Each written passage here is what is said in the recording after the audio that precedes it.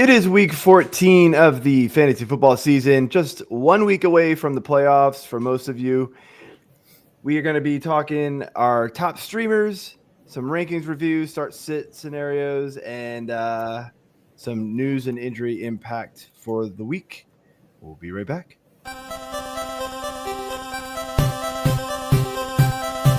The Fantasy Six-Pack Hour.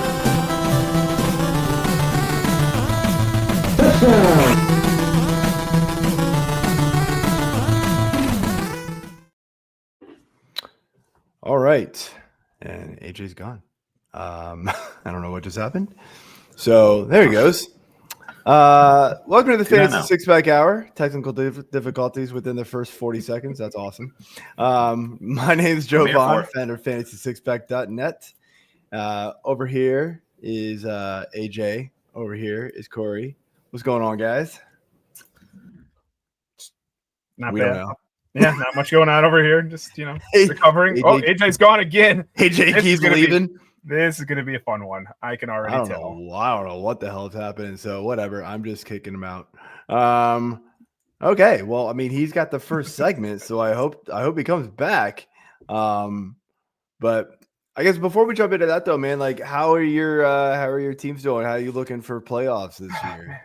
I don't know about you, but I feel like a ton of my teams are right on the bubble, like 6-7, 7-6, like Fantasy Six-Pack League. I'm the 6th place team playing the 7th place team, so it's basically the playoffs have started already. I have 2 or 3 leagues like that, it feels like. Well, so I will say, and you probably don't know this, but I've said it in the chat a few times. I'm sure it gets missed. The 6th place team is the team with the most points. Oh, what? Out of the 6 through 12. Oh, then maybe I'm not even in. I might be underestimating. No. Actually, you have the most points. Yeah. So you are most likely in unless you get passed by John by 25 plus points. And I believe that's who I play this week. So that is who you play this week. So you just have to not lose by 26, and I think you're in. Okay, so, here we go. I'm a League Neighbors team. That really helped me out a lot there. Made that big strong trade with AJ. Brought in Keenan Allen. Yep, that helped out a lot too. How'd that work awesome out? I don't even think it worked out for AJ. I forget you didn't get anybody good either. I got Walker. Yeah. I mean, they were both decent at the time. Allen maybe had a slight edge, but then they both just fell off. Yep. Fell off. Probably looking a little bit better in your favor now, I think, but especially with the potential Herbert injury. But all right, now that we've got you back, AJ, let's get into your top 5 streamers. You ready to roll? I am always. I don't believe you. As I cut you off somehow. Okay. Yeah. All right. I switched views and the StreamYard didn't realize that you were back, and so it didn't put you back in the next view. Whatever. Anyway. All right. Let's get moving here. Your QB streamer of the week. I am going with CJ Stroud. I get it. It's no. I had Cam Ward last week. Oh God, we mentioned Stroud, but Stroud also did fantastic. Just say you mentioned Stroud. Just say you pick Stroud. Don't we'll forget about the Cam Ward one. Yeah, that's fine. Yeah. So back-to-back weeks of CJ Stroud. Here we go, doubling down. Nothing like it. Another road game. Like I said, it's now his second game back from missing 4 games, 3.5, I guess. But he showed out pretty good. Houston was rolling for a while. I mean, he didn't have any touchdowns. Obviously, that sucks, and I believe that will definitely change in the coming weeks. Hopefully, starting with this week. He did throw for 276 yards, though, on a decent Indy defense. That's a little bit better or worse than Kansas City. So I don't know. That kind of is a little bit TBD there. But hey, I called Indy out against KC before, and I'm doing it again by calling Stroud out. And I think it's going to be a good matchup. As long as Nico doesn't run in a touchdown again, then change that to catching. We'll be fine. I have a comment in that game, and it's for CJ Stroud's favor, actually. So I was doing some stuff today, and pre-bye, so week 6, they had their bye. CJ Stroud had thrown 27, 24, 38, 28, and 27 pass attempts, right? Coming off their bye, he throws 49, then 39, then week 10 is when he gets injured. Davis Mills comes in and is slinging it 30-plus times a game, and CJ Stroud returns this week in 35. If you're giving me 35 pass attempts, that's a whole lot safer of a floor from CJ Stroud than when he was getting 27, 28 earlier in the year and they were trying to run the ball. Yeah. So, yeah, I agree with this one. I think CJ Stroud, we all kind of liked him going way back to draft season, and it started slow, but this is what we want, this type of volume. Yeah, exactly. I mean, the run game in Houston is pretty non-existent. You got whatever's left of the kneecaps of Nick Chubb and Woody Marks doing okay, but they're not breaking down any big barriers here. So, I mean, they have to throw the ball. And they've got a lot of talent on the receiving side with Collins. They got Kirk. I think this offense, like I said, is going to keep humming along in the passing game. And KC is very beatable this year. They are not the KC that we have seen in past years. Yeah, I agree with that. I would say a couple of just other guys that interest me as far as streamers would be Marcus Mariota. Minnesota's pass defense is pretty good, but Mariota, with all the weapons back last week against Denver, nonetheless, was phenomenal. Yeah. That game was no bias here at all. Straight up no bias. That had to have been one of the most entertaining games of the NFL season all year long. That was crazy good. Just back and forth the whole game. Mariota was fantastic. And just because of the rushing floor a little bit, Tyrod kind of gets in there going against Miami too. So, a couple of guys there that fall right around Stroud in the rankings. So just a couple other options I wanted to throw out there. So let's jump over to your running back. All right. Running back here, I have Chris Rodriguez Jr. Of Washington. We just talked about them going up against Minnesota. Rodriguez is, he's obviously the lead back there. He's taken that rollover pretty handily. He's not getting a ton of touches. Back in week 9 against Seattle, he had 12 for 65 and a touchdown. The following week, he only had 6 for 16, still got a touchdown. But then against Miami, he put up 15 for 79. So that volume I like to see. And then drop back down to 11 for 41 and a touchdown last week against, again, another tough opponent in Denver.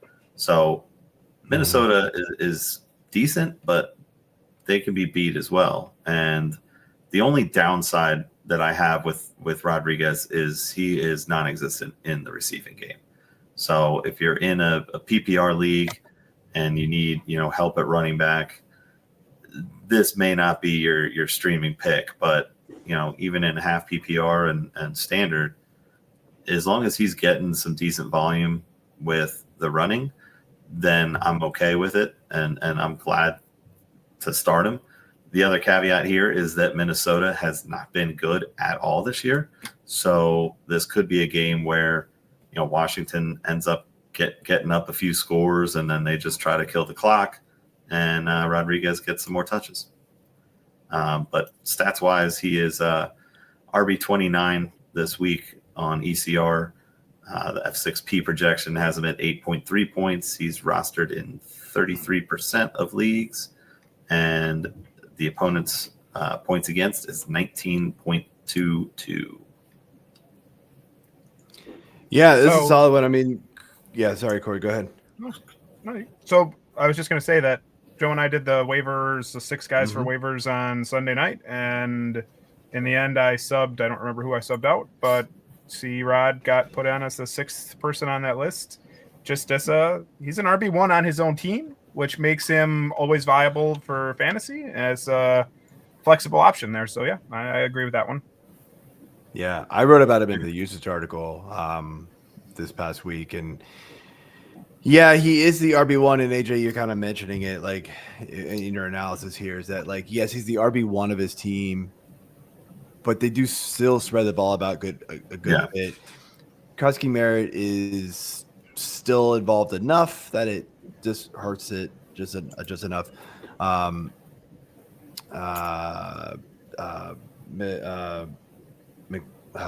Shoot. The Jeremy McNichols. pass catching back. Yeah, Jeremy McNichols. I want to say McLaughlin, but I knew that wasn't right.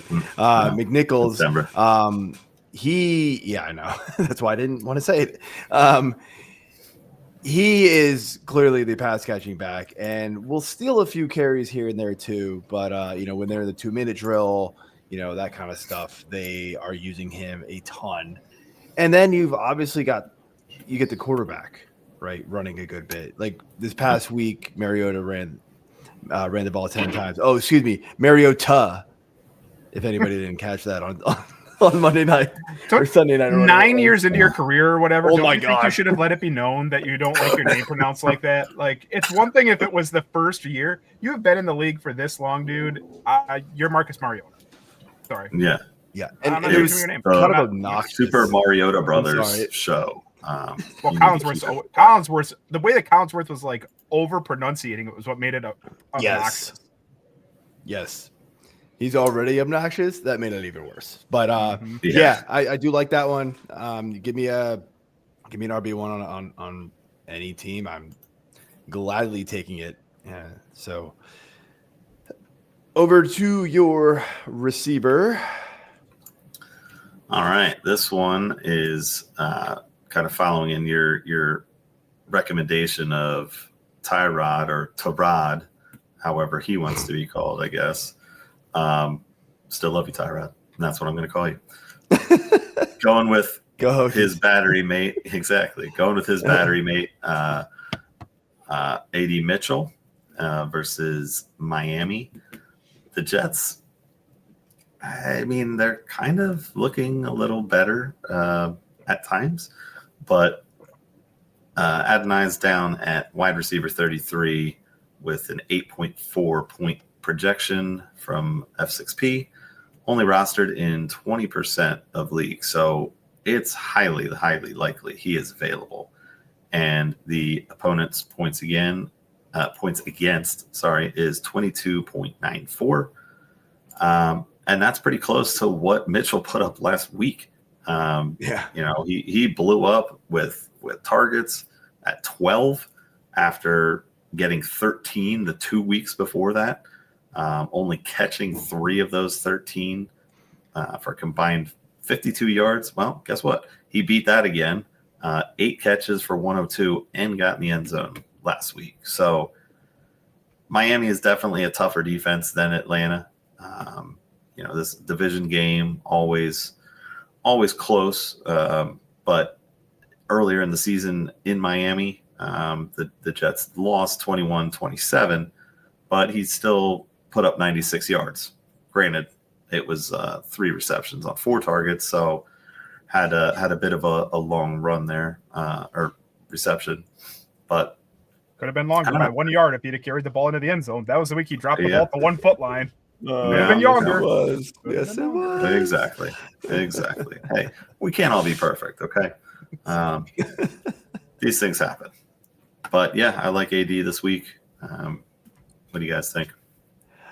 Look, I've said it on the waiver show, right? We mentioned Adonai Mitchell, and he is one of those guys where we've seen him get volume, and much like the 2 previous weeks, it doesn't amount to anything. He's just a super inconsistent player, and it is still the Jets. And as much as I like Tyrod, he does struggle at times passing the ball and being consistent himself. This one, I've got Adonai Mitchell ranked right around here myself, but I'm super nervous about it. But it's hard to go. It's hard to go against 10. Anywhere between 7, 8, 9, 10, up to 12 targets. Yeah, it's and definitely not think that he can't be a streaming jump. option. Yeah. So yeah. All right. Jump on over to Joe's favorite, the tight end. Position. And this week I am digging deep I'm going with Colby Parkinson of the LA Rams at Arizona this week. My boy's sitting at a nice, healthy tight end 25 in ECR. We're projecting a 5.2 points, and the opponent's points against is 11.42. But the digging deep is because I would be surprised if he is not in your league, not available in your league. 2% owned, rostered. So I get it. It's not looking good with all of those stats that I just read off. However, the Rams offense is very high powered. I know Devontae Adams and Nakua are going to get their targets and catches, and Devontae in the end zone. But that said, Parkinson has been pretty good for them since jumping in for Higbee. The last 4 or 5 weeks, 3 of the last 4 weeks, he's had a touchdown. The yards have kind of hovered around close to 30 to 40, but he's getting 4 catches in those games. A couple other games, a little down, and only two catches on 2 targets, but he's getting enough targets to be playable. And obviously, if he's going to find the end zone, I think that he's worth the stash and worth the look. I mean, you got a handful of teams on buys this week. It's a very important week for pretty much every league. Last week of the season, of the regular season. I mean, you got to go all out. And if you're on that bubble for the playoffs, Colby could be the guy that gets you in. That is for sure a deeper streaming option than I would have gone with. There's a few guys ahead of him that are not rostered enough that I think would be in consideration for me. Fannin, even Ingram coming off that game he had last week, seemed like they were really trying to get him the ball a lot. Brent Strange finally reached the point where we can't recommend him every week. I think That's true. well rostered. Finally got it. 60 is it now. 60. Yep. So he will not be a waiver option anymore for us. Loveland is sort of in there, but he's actually been a little disappointing. He sees that was better last week. Kibet honestly has been better too the last 4 weeks, I want to say, because he scored. What's Barner at? Yeah, I mean, Barner's below, but probably Barner, man, is he'll get 10 targets and then for 4 straight weeks he gets 3. And it's my favorite part about Barner is that they give him the ball at the goal line. You can get a rushing touchdown out of him because down by the 1 yard line, true. They push him. That is true because they're not going to do it with Darnold. Yep. I looked at all these options and I don't necessarily disagree with them. The thing that caught me here, though, is just how low. Whatever. Fine. I'll give you Darren Waller. You know why? Because his first game back in the NFL was against the Jets, and he went 3 for 27, and 2 of them were touchdowns. So there you go. Not happening. All right. But, Ingram, same thing, though. A couple weeks ago against Vegas, he did 0. 5 targets, only caught 2 of them for 12 yards. That doesn't excite me. And Ingram in general hasn't done anything this year. He's got 1 touchdown on the year. And that's not good. That's not going to No, I hear you. It's not great. I mean, it's digging deep. The problem with me picking Parkinson over some of those other guys that I'm mentioning is Parkinson's what? Option 5 on that team? 4, maybe 5. I mean, when you consider how much, now I know Corum's not involved in the passing game, but when you consider how much he's just involved in the game at all, Parkinson's the 5th option on that team. So that's what makes it hard to roster to go with Parkinson here. But look, I get it. People are missing Hunter Henry. People are missing Kittle this week. It's a rough week for Theo Johnson, right? Out. It's a rough week for tight end streamers. So you may be looking at somebody like Parkinson. Because look, Fannon's rostered in most of my leagues. Those guys are rostered in most of my leagues at least. So Parkinson might be all you have. So yeah, and I mean Fannon's been decent, but I don't know. Again, just not as exciting of an offense, especially with Shador back there. So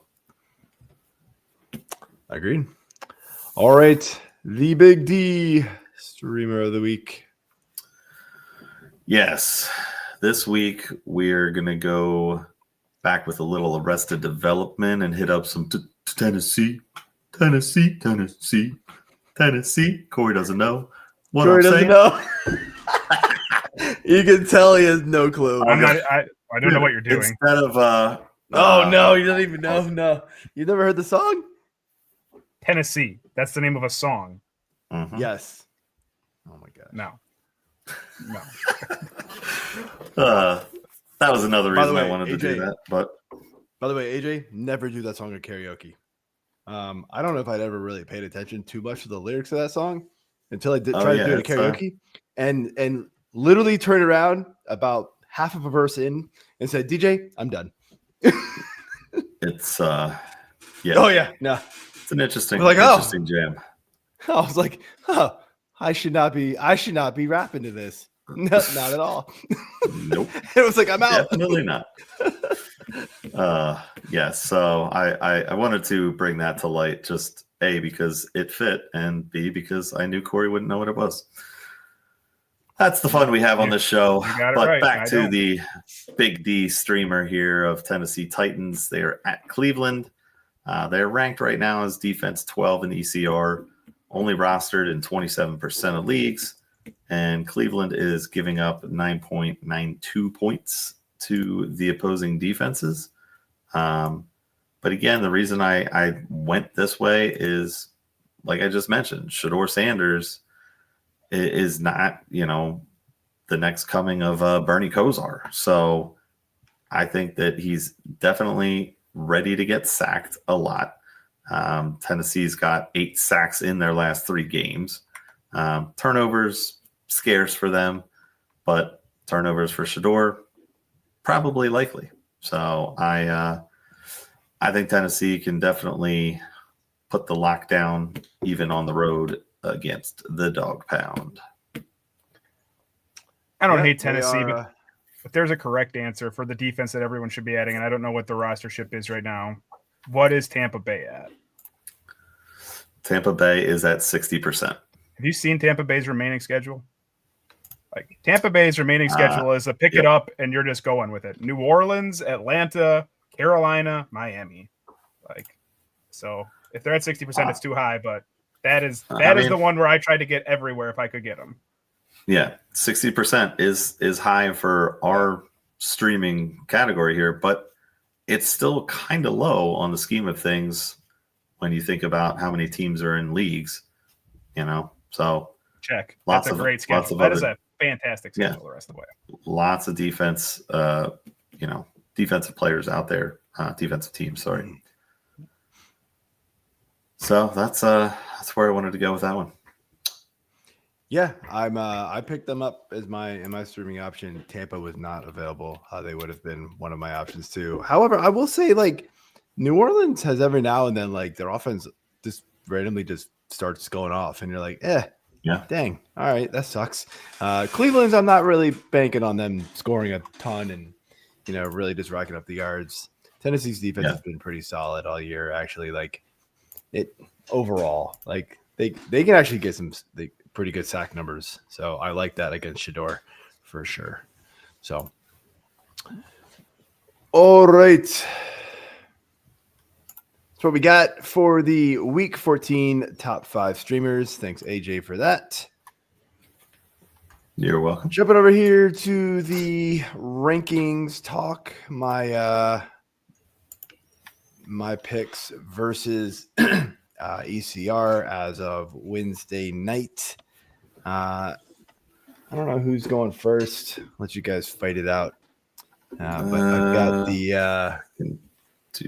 I mean, you were here by yourself last week, so maybe Corey pick. Yeah, go for it. I'll go first. I'll do the high. All right. So running backs here that I like a little bit more, a lot of +1s at the top. James Cook, Josh Jacobs, Kyron Williams, Quinshon Junkins, Javonte Williams, Ashton Janty, Travis Etienne. Then we got DeAndre Swift +2. Omarion Hampton all the way up at +16. That one obviously is just people haven't caught up to the fact that he's like now very likely to play. And then Jordan Mason +1. Corey, if you didn't catch what I did last week, by the way, with these, the actual positional ones are going to be like mainly held within like the starting range. So RB1, RB2s, receivers through wide receiver 3s, and then we'll cover some of the deeper guys in the flex ones. Cool. So I kind of switched it up to keep the list a little shorter. That's fine. Yeah. Well, let's do the one guy that's +2. That's not +16 there because I know Hampton's on it. +2, DeAndre Swift. Is that? I don't know if you're taking into account Kyle Monangai not practicing today at all, or that's just the way it falls against the Packers defense. I don't even know if I caught that, but yeah. I mean, look, really. I mean, the matchup isn't awesome by any means, but look, I mean, we said the same thing last week, and look at what both of these guys did. I really think that, Caleb is –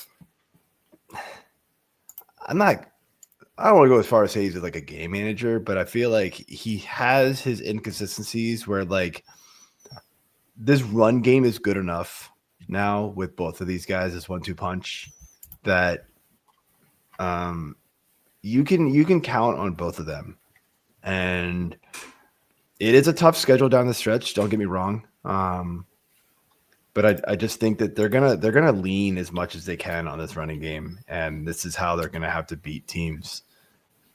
Caleb Williams, just missing guys left and right. DJ Moore is not really doing a whole lot anymore. Dunze's been just kind of like missing in action most of the second. Burden's looking better. We like Loveland, but they aren't hitting home runs either. And then, it's Zacchaeus. No, it's just there's just something's missing. So I'm not really sure what's going on there. So, Swift. Yep, that's what I got. I mean, there. Swift looked like Saquon against his former team. The 1 year. Don't put that evil on him. He looked way better than Saquon looks. Saquon last year. Oh, what I meant. Oh, okay. Because that would have been his second year with us, and it was Saquon's first, obviously rushing for over 2,000 yards. I was pretty disappointed when we didn't re-sign Swift until they signed Saquon. It's like, okay. Yeah. I think you will take that switch any day, even though Saquon's been struggling this year. I think that was a good signing for you all. You got a Super Bowl out of it. You'll be all right. Oh yeah, I'm not. All right, over here to the guys over here to the guys I dislike a little bit within the RB2 range here. Jonathan Taylor, Chase Brown, -1s, Henry -2, Saquon -3, Kenneth Walker, Jaylen Warren -1s each, and then Woody Marks at the 24 with a -2. Oof. Well, obviously, I just mentioned Saquon, so I get that one. I'm gonna go with Henry here. Baltimore, Pittsburgh, always a great game. Hard fought every time. Almost all their matchups are a one-score game. It seems like, and this is a fight for the division lead right now. So it's going to be huge for playoff contention.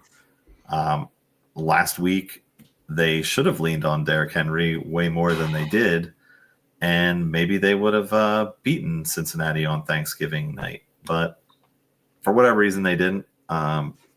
I hope they correct that this week. I mean, what are you thinking of why you need to put him down? Well, I mean, look, you've kind of said it, right? Is that they aren't leaning on him like they should. And maybe it's that behind the scenes he's showing some wear and tear that, we're not privy to. But I mean, there was a whole he didn't carry the ball once in the second quarter. How wild is that?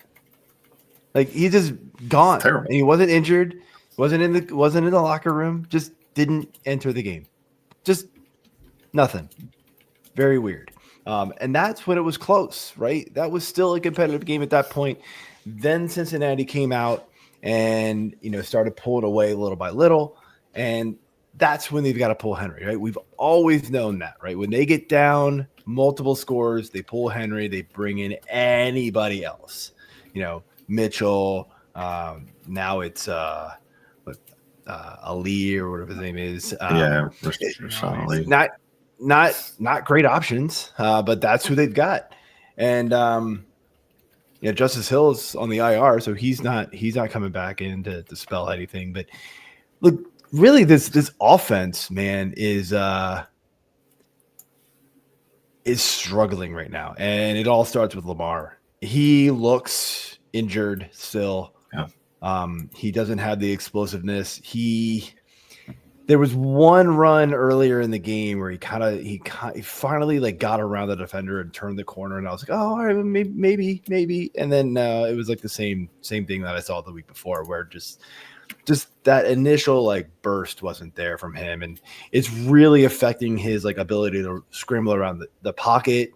Even if he's not trying to run, it's really affecting him to be able to move around in the pocket to get just that extra half second to be able to throw the ball downfield to his guys, and he's just not able to do it. I mean, look, Cincinnati's defense looked awesome against them, and when was the last time we said that about Cincinnati's defense? So that should tell you a lot. Last year, I am actually very worried about this Ravens offense the rest of the way, unless Lamar just flips a switch and becomes old Lamar again. He needs to. I mean, my fantasy teams would appreciate that. Yeah.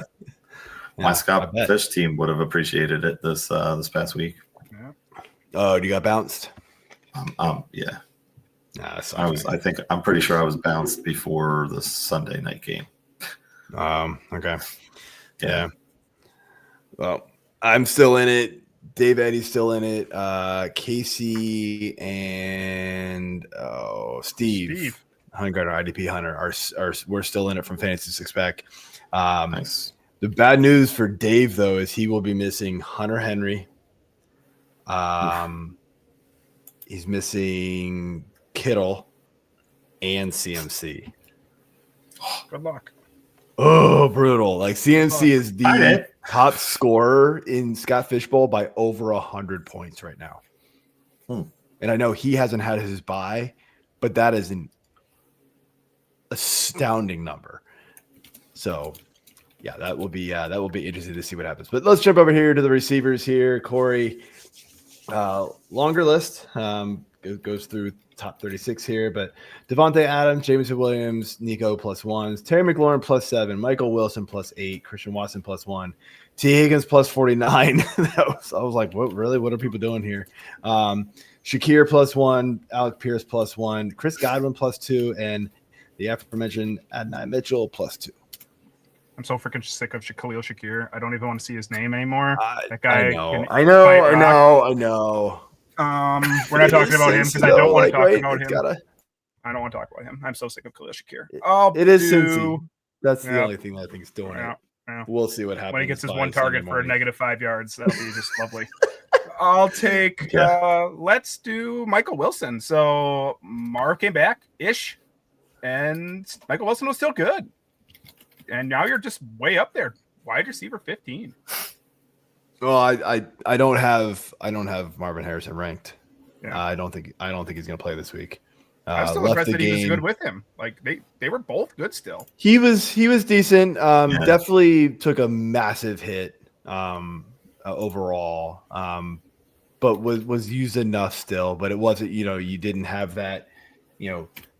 10, 11, 12 targets like he was seeing before. But you remove him.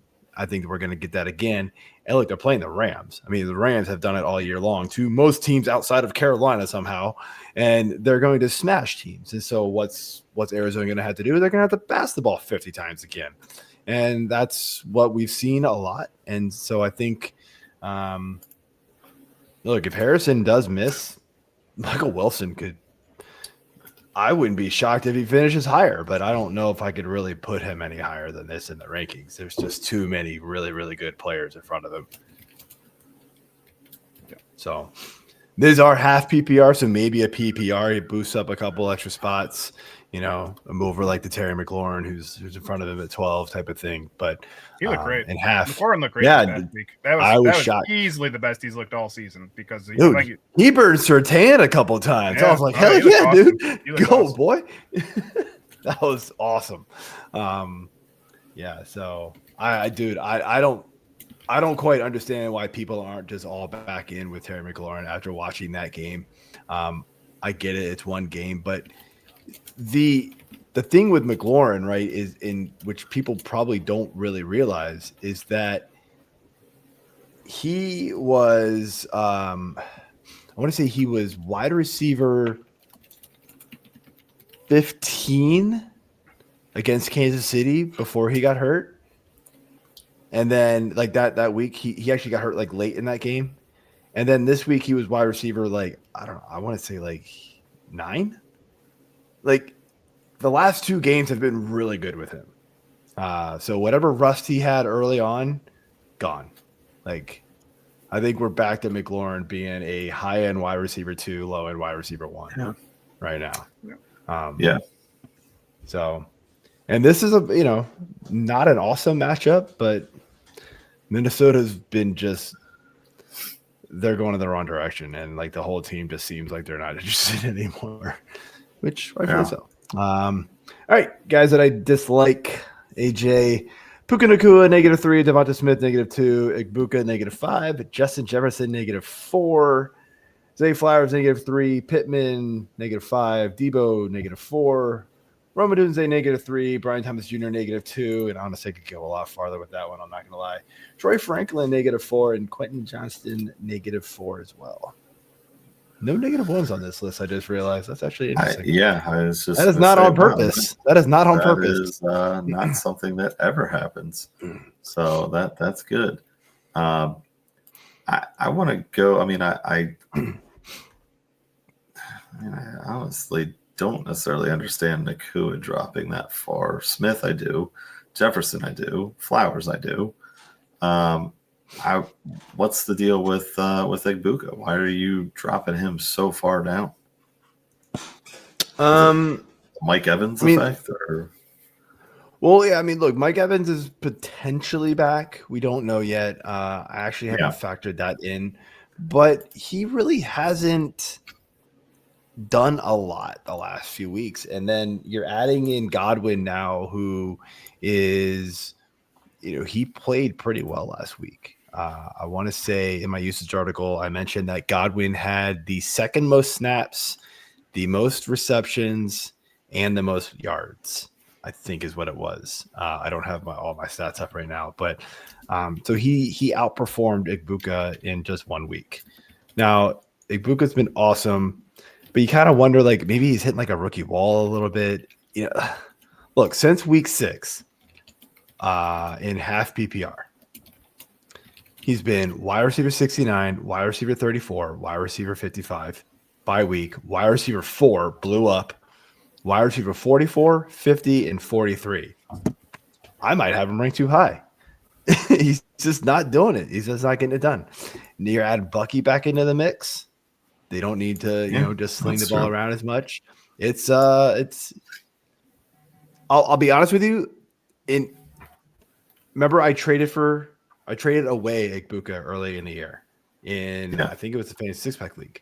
I ended up getting, I think that was one of the trades. I think that was the trade I got, like Daniels, Charbonnet, and Travion Henderson in, or something. I don't know. I forget exactly what it was, but I got, I know I got Henderson and Daniels back.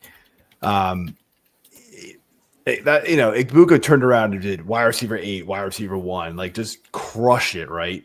And I was like, oh man, but in the back of my mind, I'm going, when Godwin comes back, when Bucky comes back, when Evans comes back, Igbuka's never going to be able to, keep this success up. And we're seeing it before those guys even came back. So, I'm down on Igbuka as far as, compared to a lot of people, obviously. And I could go farther, but I know the potential is there too. So you can just lock. If Mike Evans officially plays this week, just put him at number 1. A casual. I did the math while you were talking. He needs 172 yards each of the next 5 weeks to get to 1,000. I think we could probably put that in paper. So just bank on 172 yards a week for the next 5 weeks. If he somehow manages to get 1,000 yards this season, I will shotgun a beer on air. I was gonna say you've got to do something without a shirt on. Without a shirt on? No. I don't want it in plastic. I don't want to see that. Oh my god! Come on, it's not that bad. My dad bod's peak performance right now. Sure. All right. Let's jump over here to the tight end. Shorter list here. Jake Ferguson, Kyle Pitts +1, Harold Fanta +1, Zach Ertz +1, Mark Andrews squeezed in the middle here at +2. Guy who just got his fat new contract. Someone explain that one to me. You guys live in that area. Don't look at me. So I don't. Yeah. I am not a Ravens fan, so don't. I have no clue. Even if I was, I don't know if I quite understand why Andrews got the contract he did, and he's. I don't know, how old is he? Oh my god, he's 30. 20. Yeah, I was gonna say 29 or 30. Yikes. I mean, I know tight ends can play a little bit longer, but man, feels like a weird decision. Anyway, so what we got, Corey? Anything interesting? If we want to pass, we can pass. Just Kyle Pitts quick, just because down. Corey sat him on his bench last week. He looked good again. So I know. Does that really mean that we have 5 reliable tight ends, and after that it's just nothing? Is that really all that says? Is there's the top 5 are decent? Bingo. And you're missing Kittle, and you're missing Henry, and you're missing Theo Johnson. Carolina's tight end doesn't count. So, yeah, I think that's pretty much what it comes down to. It's great.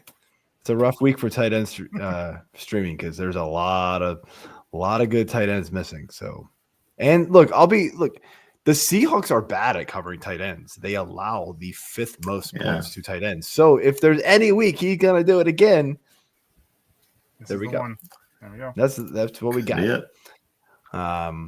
I really wanted to put Ertz up higher, but that just feels like it's gonna burn me really bad, so I didn't want to do it. Right. I mean, I potentially could flip-flop him and Fannin personally, but yeah, that one was close. And honestly, initially my stuff had Ertz come out even lower, and I had to move him way up. So it was kind of weird. So, all right, guys, I dislike a little more, a little down on Brenton Strange, -4, Gadsden -2, Colson Loveland -1. I mean, the obvious choice here is Brenton Strange. He's been your boy all season. Your favorite tight end of the bunch here. So you're doing that tight end dirty with a -4 here. What's that? What's that all about?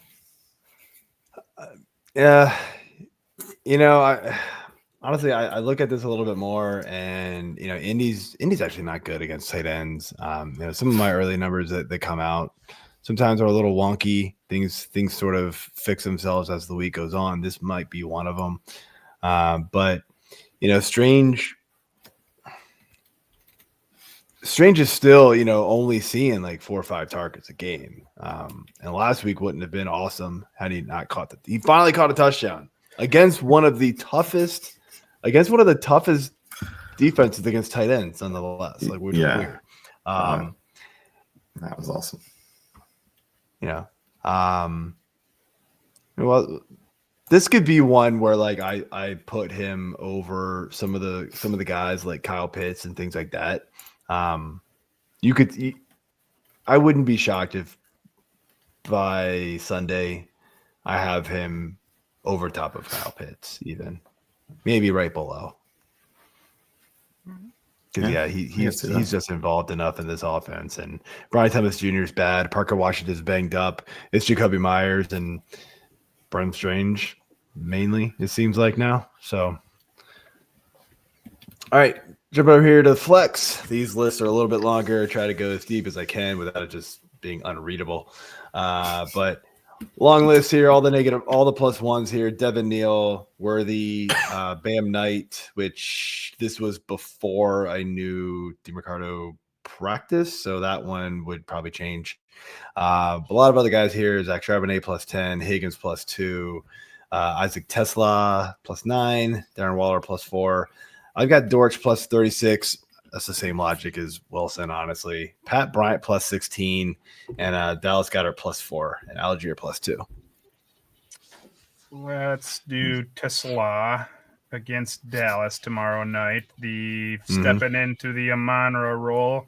When we last talked about Tesla, man, I feel like I'm doing the Mariota thing with him, like Mariota, Tesla. Yeah. But at least we know that's how his name's pronounced. I know. Like, at least you clarified your name do. early. I also feel like I'm doing like the Hermione Granger, like Leviosa. Sorry. Oh my god. There's a reference I get, something that's not like 50 years old. Pulled a Harry Potter reference. I try. Is he 50 years old? Isaac Tesla. Do you like? Where is he like in relation to Adonai Mitchell? How far lower is he than Adonai Mitchell? Because we both talked about it. We thought they had somewhat similar potential. So Mitchell would have been. So this is anybody outside of wide receiver 3 range. So he's just outside that. Look, I still do have my concerns with Tesla. Like even last week, right? Amon-Ra went out for basically the whole game. Of the game. Yeah, and Tesla played 90+% of the snaps, but only got 2 targets. And caught one for a touchdown, thankfully. It was actually and I'm totally blanking on his name.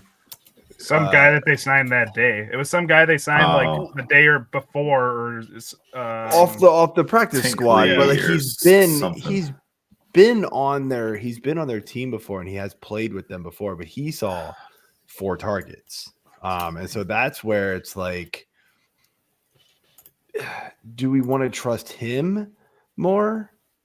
And Tom Kennedy, right? And so that's the one where it's like, I don't know, man. Like, he has 26 targets on over 24 games, all with Detroit. That's the stat line. I found that. I think obviously Tesla's got a way higher ceiling. Maybe Kennedy's got a little bit more like,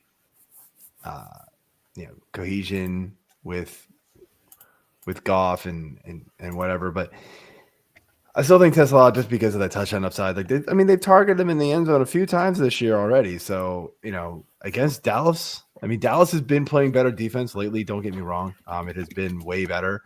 But Tesla scored week 1, week 5, and then again last week. I wouldn't be surprised if he doesn't score again.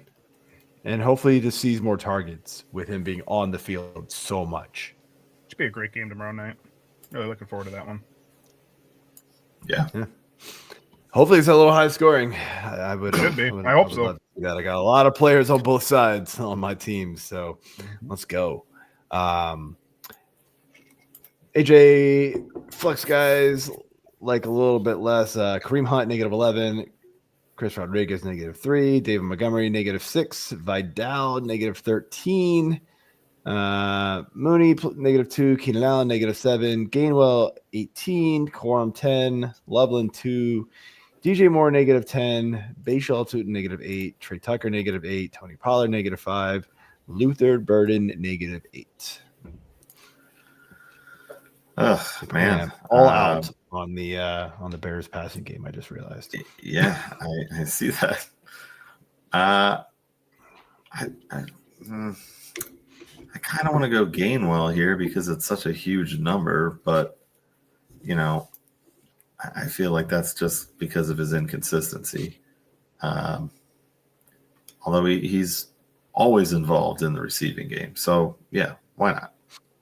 What's your beef with my boy Kenny G? I mean, look, I still believe it's Warren's backfield. Gainwell's more involved again than I thought he would be. But look, that's more involved to where he got 5 rushes last week. And even in a game where they were trailing for a lot of it, right? He saw 3 targets. So, yeah, Warren wasn't on the field as much as we would have hoped because the game got out of hand and they'd have just decided they're not going to use Warren in the passing game.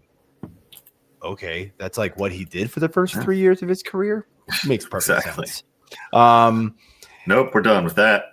Yeah, I mean, look, Gainwell's been great in that role, but I would have thought Warren's better. But okay. I don't know if this game is going to be quite the blowout in Baltimore's favor. Like I said, I'm worried about this Baltimore offense, and I think this game could be, closer. And so I think that's where we end up seeing less Gainwell. He's going to need a touchdown, I think, in order to stay, in this game, or it needs to be like high scoring. And I just don't know if we're getting that from either one of these teams at this point. Rodgers is banged up. Their offense looks like crap, honestly. And the Ravens' offense doesn't look good either. This could be a pretty boring game. I'm not going to lie. Yeah. Mm-hmm. So yeah, I mean, I definitely see that. So, yep. All right. Quarterbacks. I go a little deeper on the quarterbacks because there's not as many. So Goff, a lot of +1s. Jared Goff, Joe Burrow, Baker Mayfield, Jacoby Brissett. And then my +2, Trevor Lawrence. Mariota is +3. Stroud +2. JJ McCarthy +5. But he's ranked 22nd. Don't use him. Don't use him. Oh man, it's just awesome to see him on here. The Great White Hope. Yeah, he's something else. Oh, I'm also streaming the Commanders defense this week. Yeah. It's bad when I'm streaming the Commanders defense. That's true. I'll do Brissett up 1 against a really tough Rams defense to see him it's only one spot, but I'm surprised to even see him that high. I mean, look, he's done it time and time again. Green Bay's defense, Indy's defense, Seattle's defense. It doesn't matter, man. This guy throws the ball so much. And does anybody think that the Cardinals aren't going to get down by like 20 within the first quarter and a half of this game? I'm just telling you, if you're going to start Jacoby Brissett, it's the guy who starts Jacoby Brissett in multiple spots every week with my no quarterbacks early strategy. Don't look at the scoreboard and don't check your box score until it's the fourth quarter because it gets real ugly for about 37 minutes. And then it looks like, hey, he just threw for 285 and 2 touchdowns again. Look at that. I mean, that's an Arizona thing. That's what we call the Kyler Murray effect. Just don't even look at the box score. Otherwise, it'll be bad for your blood pressure. Yeah, I love how there was all these rumors that Kyler was doing well and he's been turning some corners and now it's like we're actually not going to open his practice window yet. Okay, he's playing Battlefield 2, man. There's no chance. I would be shocked if he plays again this year. I just don't see it. All right, quarterbacks. I like a little less. AJ, sorry, at the top of the list. Jalen Hurts. I got Lamar -2, Daniel Jones -2, Caleb Williams -1, Tyrod -2, Shuck -2, and Tua -1.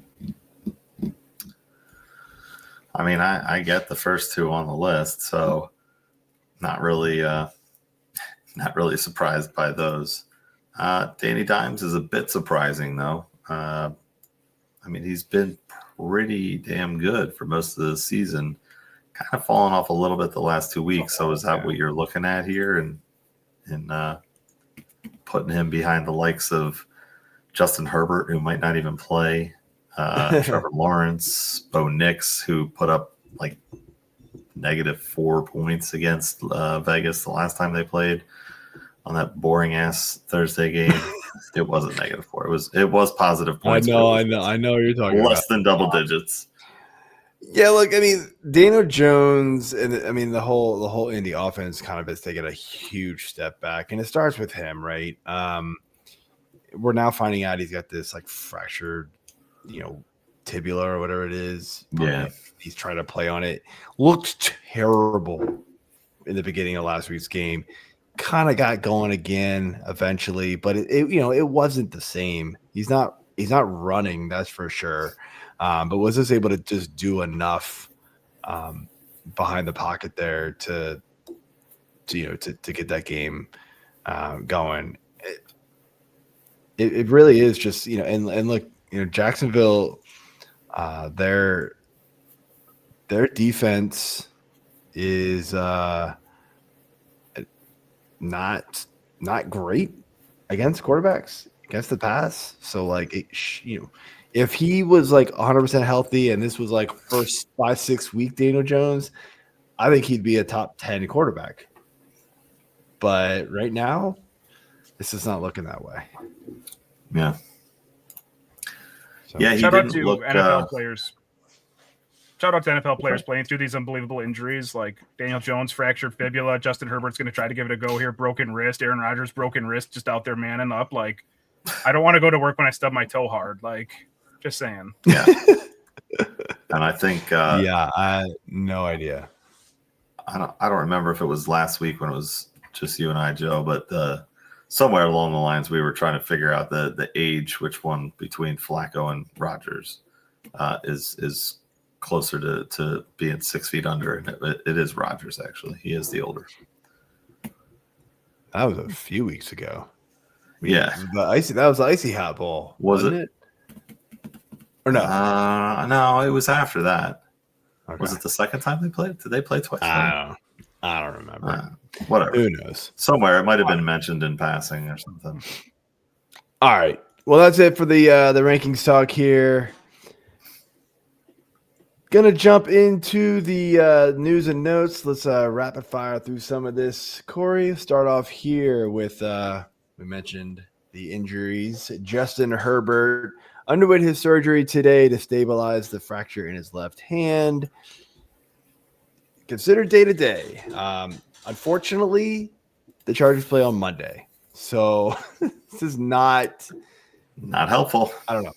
Not helpful at all. You need, I mean, do you just pick up Trey Lance if you're a Herbert manager and just that's your backup plan for the most part? Yeah, I think so.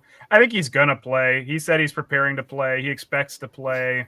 I said, I don't know how. That's amazing. That's awesome that he's going to do that. But yeah, I would, if you have Justin Herbert, you have to have Trey Lance on your team right now. It means dropping your worst receiver, whatever, carrying 3 quarterbacks, however you're going to do it. You have to have Trey Lance, or you have to make sure you have him somehow, because just in case Justin Herbert doesn't play, you don't want to take a 0 on Monday Night Football. So expect Justin Herbert to play, but you have to have Trey Lance in case he doesn't. Yeah. And look, I'll be honest, like this offense doesn't look the same anyway because their offensive line is all beat up. So the passing game is taking a huge hit, which is why we saw Gadsden ranked a little bit lower in my rankings. He's been one of the unfortunate casualties of this passing offense, kind of taking a dip. Yeah. So, all right, next up. All right, next up here we've got Tyrone Tracy dealing with a hip contusion / stinger. I mean, is this even really that big of a deal with them being on the bye? Well, I mean, yeah, so they're on a bye.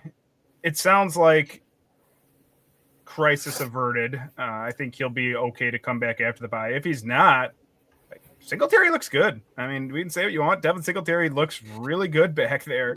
So if Tracy's out, we already know Scadaboo's gone. It would be hard pressed to say the following week against Joe's Commanders, like Devin Singletary would be a top 20 back. So just make sure that he's not available on your waiver wire. Just like he said, it's a bye this week. You can't play him, of course, but I'm sure there are still leagues that Devin Singletary's kicking around on the waiver wire. Go put him on your bench, because next week, if we hear that Tyrone Tracy's hip didn't heal the way they said, which we've heard many times this season, Devin Singletary would be a top 20 back the following week. Yeah, No doubt. We mentioned him in the waiver show. So, all right. Little update here. Back to those Chargers. Omarion Hampton. We mentioned him. Sounds like he's going to play now. What are we expecting from him? What are you expecting from him the first week back? Is it going to be all in on Hampton, or do you think Vidal's done enough where it's going to be kind of a slow, easing Omarion Hampton back into action? So the 3 weeks before the 2 weeks before he got hurt were where he was really starting to break out, right? Tough Denver matchup. He gets 19 carries, 6 receptions, so 25 touches. The next week, 12 carries and 5 receptions. And even the week he got hurt, 12 carries and 6 receptions. So we were getting RB1 volume is what you're getting, right? 20 touches a week, essentially. I don't expect it right away. I'm expecting like 12 to 15, which is still enough. If Omarion Hampton's going, you're going to play him. Like, again, if he's playing, you should play him, and I'm going to play him in some spots. I have him in a couple leagues. I will be playing him this week, and I don't have, like, Kamani Vidal on those teams. So if he doesn't play, I don't have a very good option because, of course, Saquon's already owned for the Eagles. But I'm going to take my shot that Hampton plays, and I think that he is going to be a top 20 running back again because, especially in PPR leagues, even if Herbert doesn't play, which would be shocking, like Trey Lance is going to dump the ball down to Omarion Hampton. I think that Hampton is still a really good start this week.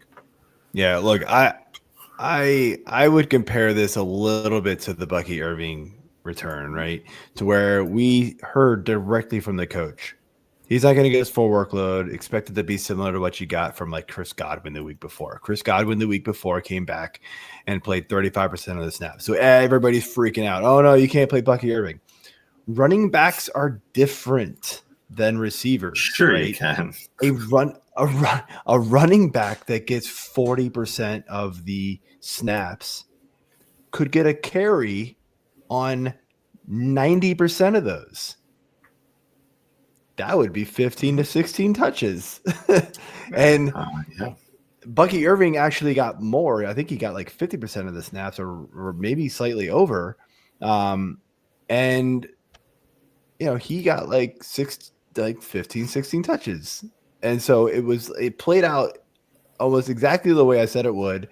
And so just remember that with running backs, like they don't need to be 80% of the snaps. Almost no running back gets those outside of like, Jonathan Taylor, CMC, those guys. Like that just doesn't happen. So like Omarion Hampton getting 50% of the snaps week 1, as long as he's getting a bunch of handoffs, that's what you care about. And I think for the most part, he will get a lot of handoffs. So yeah. The only potential option for that would be, in my mind, Tank Bigsby, because if he gets 3 or 4 carries, he's still probably getting like 89 yards. So him and his 9 yards per carry average. That's right. That's right. AJ just ballooned up to like 30. Cool. Hey, again, these things happen. All right.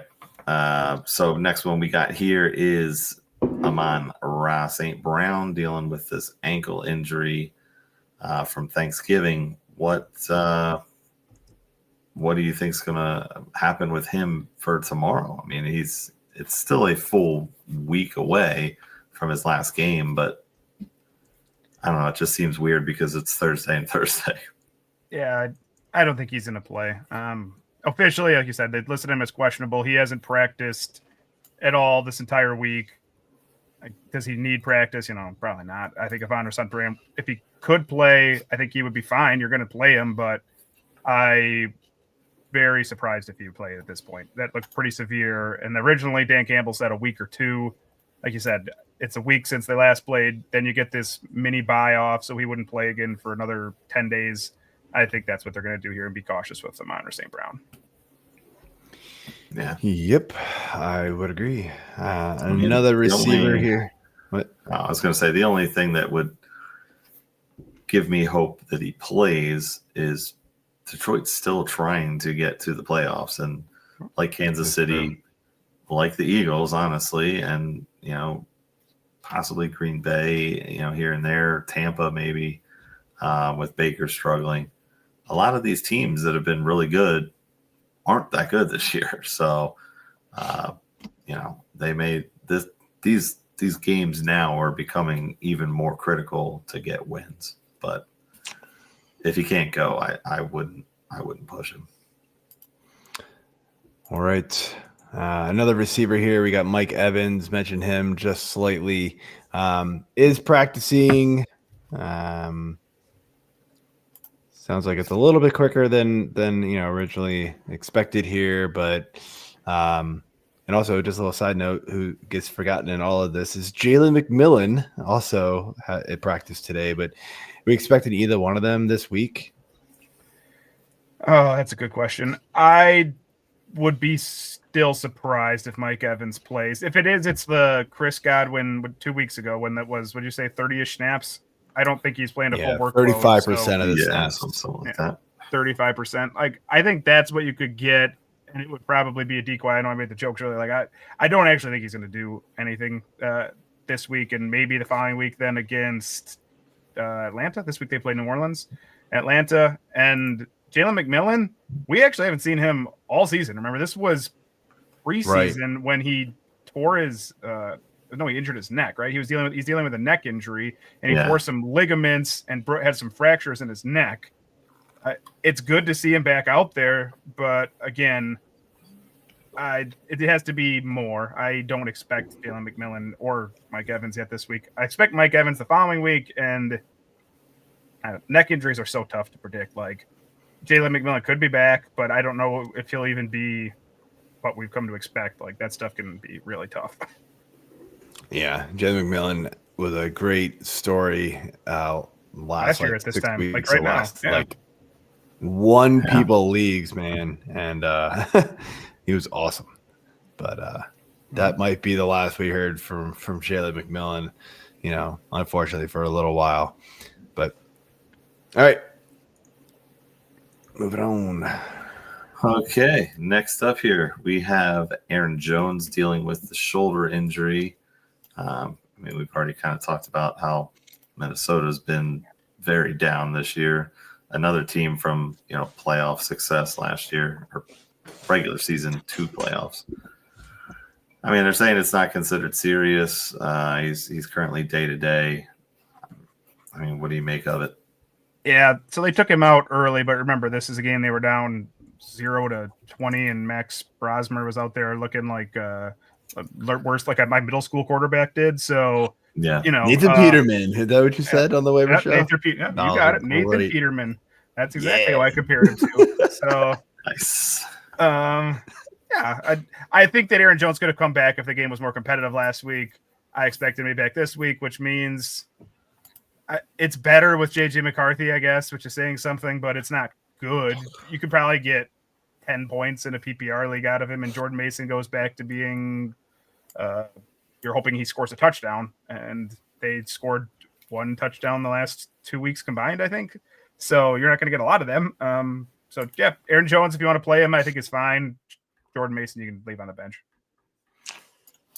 Yeah. The one thing I will say is, as far as a comparison goes, Max Brosner playing his first game last week as a starter, throwing those 4 picks is the equivalent of a position player coming in to pitch in a 20-6 route in baseball and just rocking out pitches, meatballs that get crushed out of the park for grand slams 4 times.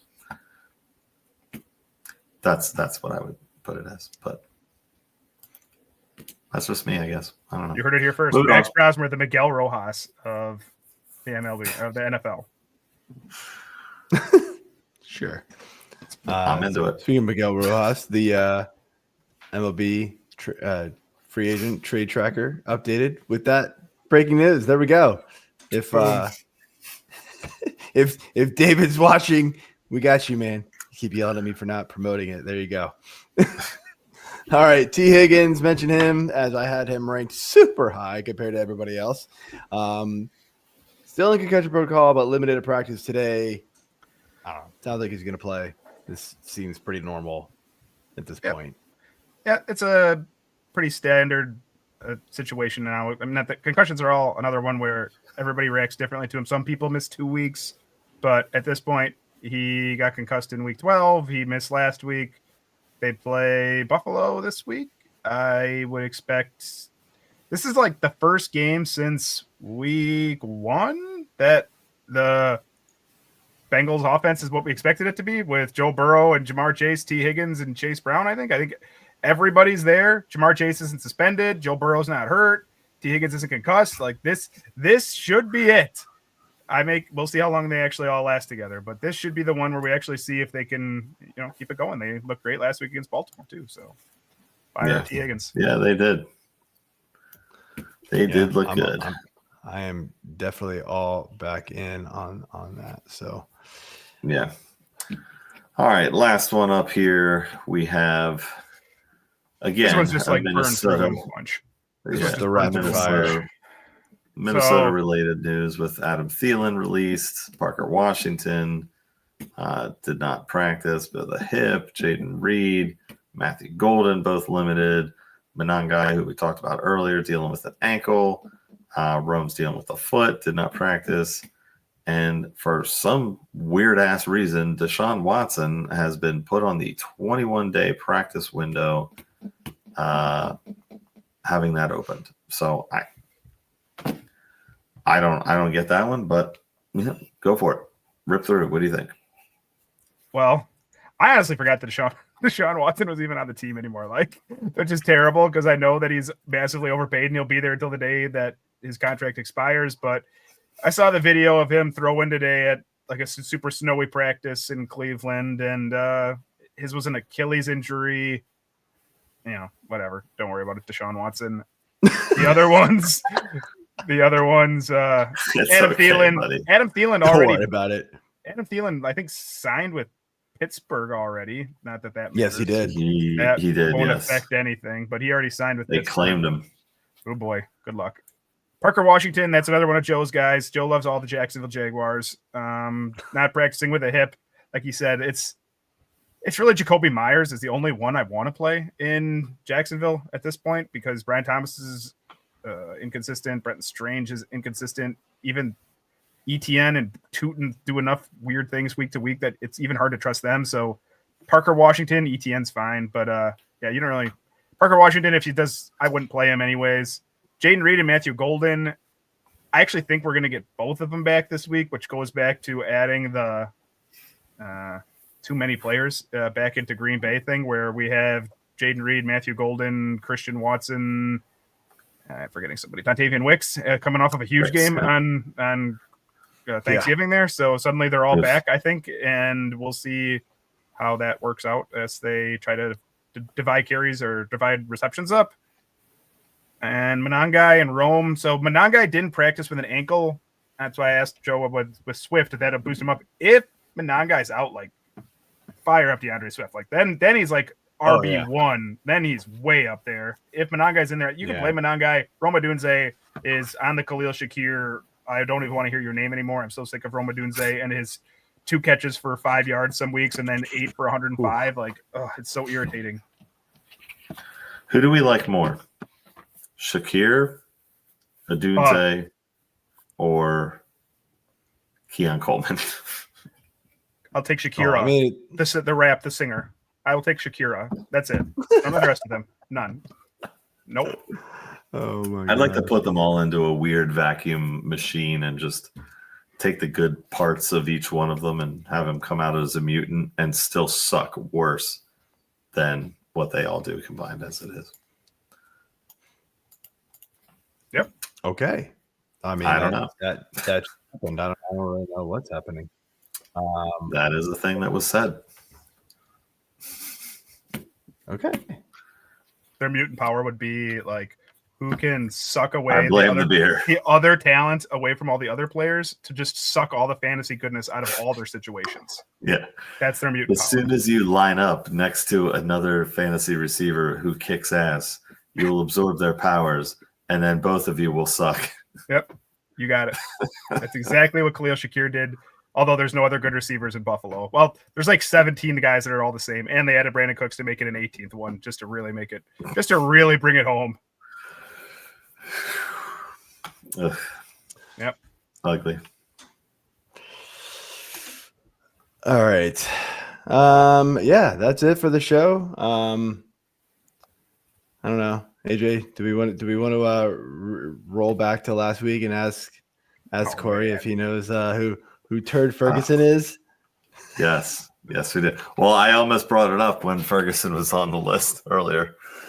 I was like, oh, there he is. Okay, so I was at vacation, Thanksgiving with my right? I was gone for Thanksgiving. I listened to your show, and I'm like, they're talking about me, and I'm like, I have no clue what a Turd Ferguson is. Is that a person? Is it a place? Oh, and then you said that I wouldn't know what down by the river is. That one I knew. That one I got. I know me some Chris Farley, so that one I understood. But when you're like Turd Ferguson, I'm like, I don't know. And I thought about Googling it, but I'm like, well, I bet my mother's house. I don't really know if I really want to Google this. It's only Saturday Night Okay. Live. Like you would have been okay, but I don't know. I've never tried Googling Turd Ferguson to see what might actually come up. I was like, well, Might get some interesting things. Something that I just did, and thankfully it's PG. Okay, let's see a picture. Can you share the screen here? Let me see it. Well, yeah. So I'm a little worried to do it just because. Yeah, that's an unfair thing. But oh boy. Okay. So we do get this. There he is. There we go. Is that Burt Reynolds? Oh yes, it is. Wow. Supposed to be Burt Reynolds. Oh, wow. Yes. Oh man. Next to the Sean Connery Saturday Night Live. Oh, it is a classic. Yeah.